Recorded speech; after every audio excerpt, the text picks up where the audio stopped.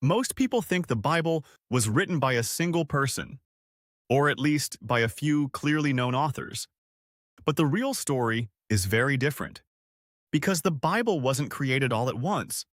It wasn't written in one place, and it definitely wasn't written at one time. In fact, it's more like a collection, a library of texts built over hundreds of years. Let me explain. The Bible is actually made up of two main parts, the Old Testament and the New Testament. And each of these has its own origin story. The Old Testament is based on ancient Hebrew texts. Some of the oldest parts go back over 2,500 years.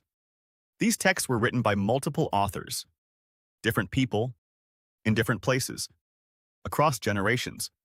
Some were historians, some were poets, some were religious leaders, and they weren't all writing with the same purpose. Some texts describe laws, others tell stories. Some are songs, others are prophecies. So even within the Old Testament, you don't have one voice. You have many. Now here's where it gets interesting. These texts weren't immediately collected into a single book. They existed separately, copied by hand, passed down, edited over time, and slowly they were brought together, forming what we now recognize as the Hebrew Bible, which later became the Old Testament. Now let's move to the New Testament. This part is newer, written roughly between 50 and 100 years after the time of Jesus. Again, not by a single author, but by multiple writers. The Gospels, which describe the life and teachings of Jesus, are traditionally linked to figures like Matthew, Mark, Luke, and John. But historians believe these texts were written by early followers based on shared traditions and accounts, not direct, first-person diaries. Then there are letters, written by early Christian leaders, like Paul, addressed to communities, explaining beliefs, guiding behavior, answering questions. And just like the Old Testament, these writings existed separately at first. They weren't instantly combined into one book. Now here's the part most people don't know. For a long time, there was no official Bible as we know it today. There were many texts in circulation. Different communities used different collections. Some books were accepted.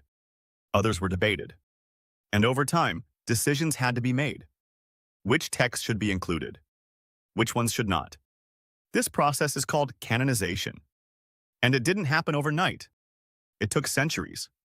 Church leaders and scholars discussed, compared texts, and gradually formed a standard collection.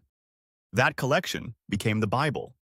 But even today, not all versions are identical. Different traditions include slightly different books, which shows that the Bible's formation was a long, evolving process, not a single moment. Now, here's the key idea.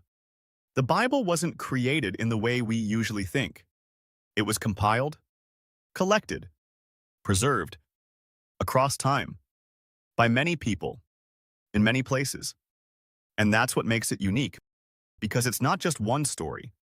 It's a collection of perspectives, voices coming together over generations. And once you understand that, something shifts. Because now, the Bible isn't just a single book. It's a historical journey, a record of how ideas, beliefs, and traditions were written, shared, and eventually brought together. And the next time you hear someone ask, who created the Bible? You'll know there isn't just one answer. Because the real story is much bigger than that.